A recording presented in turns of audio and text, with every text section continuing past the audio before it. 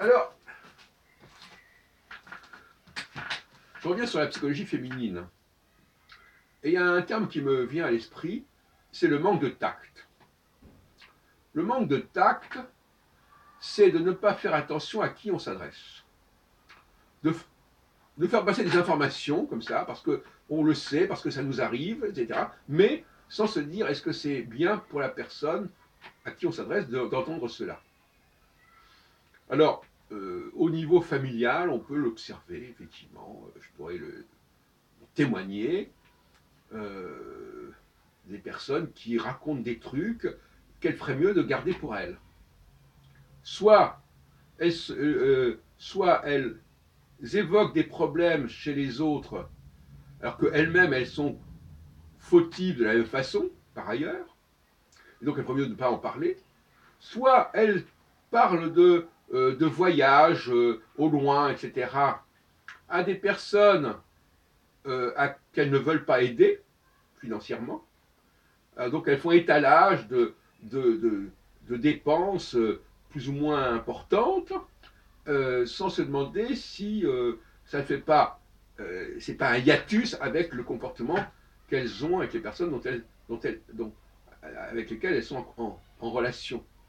Voilà. Donc c'est voilà deux manques de tact qui s'inscrivent dans une globalité que j'ai déjà décrite, à savoir j'aimais des informations et je me fous complètement de ce que, comment ça va être reçu, à qui ça s'adresse, ce qui fait que bien souvent les gens tiennent des discours qui sont complètement hors sol, c'est-à-dire qui sont complètement décalés parce que tout simplement ils disent des choses que l'auditoire connaît déjà, ou alors ils disent des choses que l'auditeur n'est pas capable de comprendre parce qu'il n'est pas au niveau.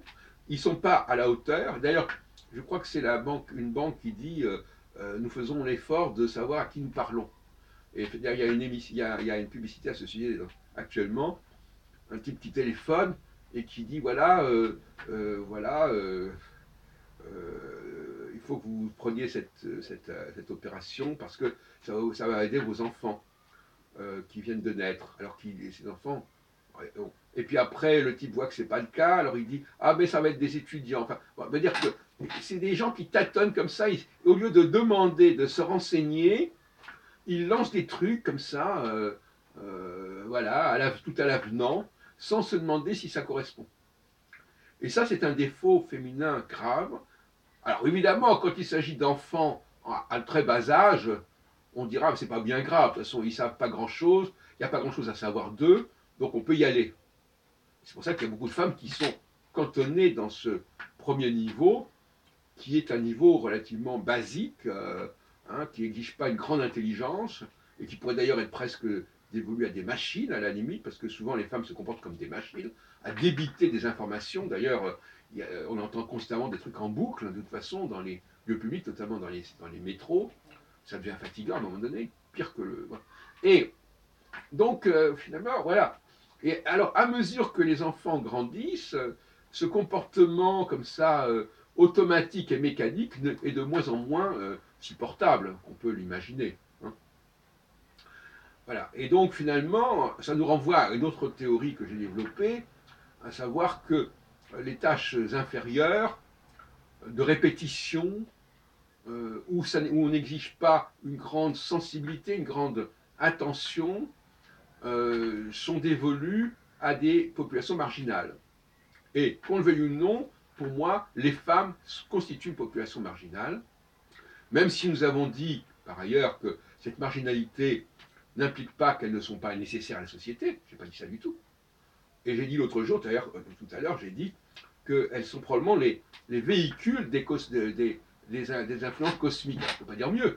Mais ça n'empêche pas que ce sont des rôles particuliers qu'on trouve également dans l'immigration. Et n'oublions pas que l'exogamie fait que les femmes sont très souvent dans l'immigration.